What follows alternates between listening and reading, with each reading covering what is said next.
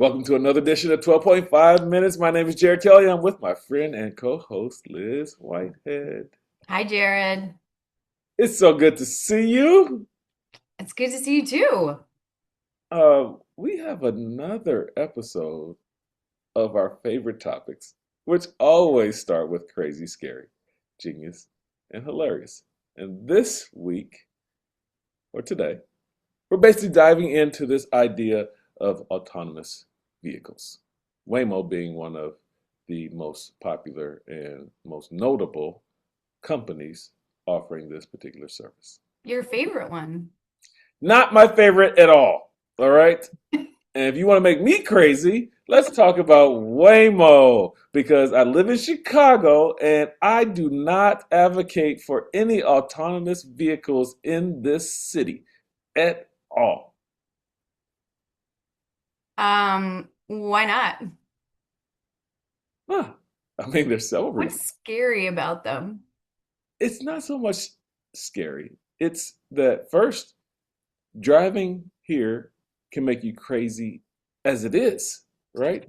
Partially because you never know when you're going to bump into excessive traffic. You never know when you're going to bump into a situation where there's an accident that stalls traffic, and you have places to go. You have money to make. You have a job to get to. You have appointments to get to. You have kids to pick up. Whatever your situation, there's freedom of movement, and vehicles, we depend on clear traffic. Now, this is in every sense. We depend on it when the weather is great and when the weather is bad as well. City of Chicago needs clear streets. We have enough going on right now with great tourists and people walking across the street while you're trying to drive. You have bikes to watch out for. You have scooters to watch out for. And these people don't necessarily have a license to drive these scooters, but they're all over the place. They're driving against the traffic, with the traffic, on the sidewalks, in the streets. You never know where they're going to come from. And now we want to offer another obstacle called autonomous vehicles that don't know the rules of the road for Chicago. So, absolutely, this is going to drive me crazy. Thank you for your testimony. State Senator Kelly. I've heard so a lot of podcasts are based in Los Angeles. I don't think we have Waymo in the DC area, but I've heard from them that yeah, sometimes you're just stuck behind a Waymo for 30 minutes because it doesn't think it can turn left. And or if there's something that's not usual, like a school bus it doesn't know that it's supposed to stop at that little stop sign, which is horrifying. Absolutely. There's a public safety issue for our kids. Automatically, that's a red flag. And then they say that they have remote assistance, that the vehicle can communicate with the human, and that human can give guidance to the vehicle. But what if the human gives bad advice to the vehicle? Who is responsible when this vehicle runs over your 3-year old or your 8-year old child? Yeah, well, and right, exactly. And then the lack of regulation. So one, who's responsible, but then who cleans it up? Like the car is still in the road. Who is cleaning that up? And right now, it's the taxpayers. It's it's the police and the firefighters, which is unbelievable to me that because we have a lack of a framework, they're just like, oh, call 911 and have the police officer drive it away. Right. So let's back up. So this is the scary part about this, all right? So Yeah. so we have all the public safety issues that come with autonomous vehicles. They're looking at expanding to other major cities, and they kind of identify maybe 20 or so. I don't know if they publicly announced about Chicago, but we know that they're sneaking around here. Okay. Um, the key about this, when we start looking at um, two parts of this. One, an empty vehicle, autonomous vehicle, going to pick up someone who has paid for a ride. All right. Um, that's one thing. But once you've paid for a ride, and you're in the vehicle, you are part of the public safety hazard as well. Because when the vehicle does things that you would not do or a human would not do, you're stuck. You're stuck on the train tracks in some cases. You're stuck in a situation where the vehicle is trying to drive through flooded streets. The water's high. Why are we going through this water? I don't want to go. But I'm in the back seat of a vehicle that thinks it knows what it's doing.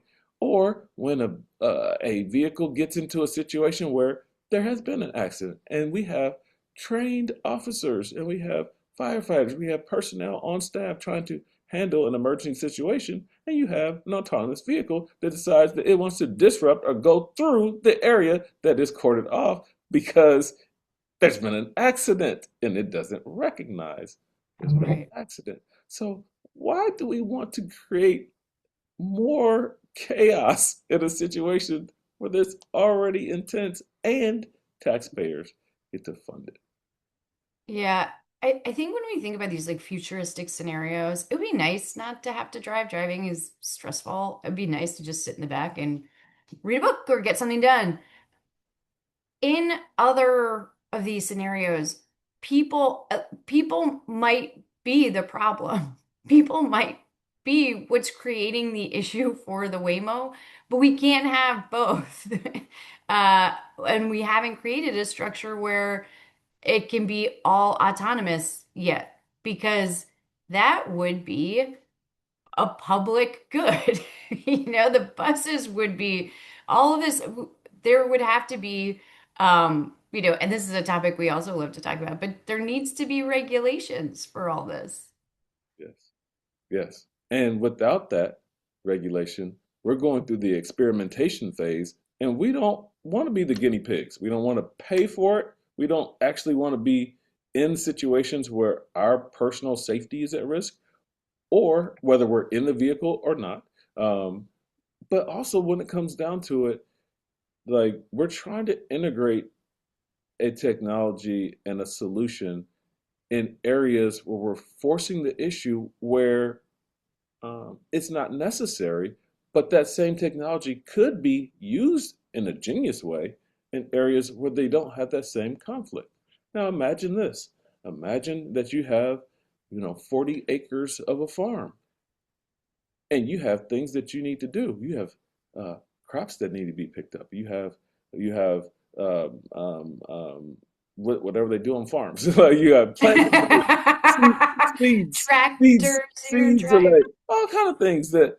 Okay, well, there might be some areas of opportunity where no people are in harm's way, where you can get the vehicle to go all the way to the east and come back to the west and then turn around and go back to the east. Like, imagine that. Imagine being able to have a vehicle that supported the farmers that are picking all these wonderful fruits that we need, and because they're still in our country because we do need them, and then they put them in a vehicle that can keep them from taking 5,000 steps, put it in the vehicle, and the vehicle takes it back to where it's supposed to go. Like, let's introduce autonomous vehicles where there's a need that makes it more efficient, not where there's people and there's chaos and there's public safety concerns. How about that? So there's missed opportunities for genius. That's There are some genius applications that we're missing by putting these in busy streets with already aggravated drivers. I believe that 1,000%. Like, take the technology and apply it in the right space. Like, stop trying to force us into situations where we have to adapt, but it's causing harm to us or creating potential for harm and risk that's unnecessary. I just don't see it. I don't see the need for it. Yeah. Well, and then there's very there's a lot of crazy, scary missed opportunities for genius. But what's the hilarious part of Waymo, or is it just all of it? Well, all of it's hilarious to me, but I do think that when we look at the people in the back and their experiences, that to me is hilarious. I think we've noted the situation where, you know, a spouse was looking for her husband, and he was not in the back seat where he should be. He was in the trunk of the vehicle, and that to me is still I forgot about hilarious. That's hilarious. I've seen the circumstances where people in the back seat are talking to the remote assistant in the vehicle, disagreeing with them, and then their reaction is hilarious, right? That that. is hilarious to me. Like, no, I'm not going for that. And that's stupid. I've seen people on videos where the vehicle is on the side of the road and a woman is stuck inside, and people come to help her realize that she's in an autonomous car, and they're like, climb out the window, climb out the window. Like, this is human versus vehicle at this point. Machine. Like, versus machine, human versus machine. That is hilarious to me. So, I mean, our response as humans to these situations and having them recorded and being able to see them in social media, that to me is hilarious. I know. I watched Total Recall with my grandmother recently, and there's a whole taxi. They're small taxis. They're like alien taxis, but small. But the taxi still had a driver, and I thought that was so funny. I was like, "Oh yeah, like you can't have a car chase in a Waymo." No, no. They're limited by the speed limits, and their knowledge of escape is not good at all. So, No, they're iffy on left turns, I think. left. Well, just imagine, just let me go backwards for a second. Just imagine in a wonderful city where we have great concerts and great festivals and we block off our streets. We have the marathons, we block off our streets. Now, the lights are actually still working, but the humans know you can't turn left because there's a barricade there. These autonomous vehicles go by the traffic lights. They don't seem to understand there's a barricade there. And what if there's not a barricade there, but there's a human traffic control person that's telling this vehicle to keep going straight? It will not. The autonomous vehicle does not recognize when things have changed. The map has changed, right? The situation has changed and it changes in real time. So, how are you going to navigate these human decisions when it's been pre-programmed to only do certain things? That's hilarious. I think that's the headline. Humans still bad at change, but better than robots. Better than robots. Bingo! Excellent. Another edition of 12.5 minutes. Another episode. We enjoyed it. I hope you do too. Please follow us on YouTube or even check us out on Spotify. It's been another great episode. Thank you for watching. I'm Jared Kelly, and this is Liz Whitehead, and we are out of here. Bye.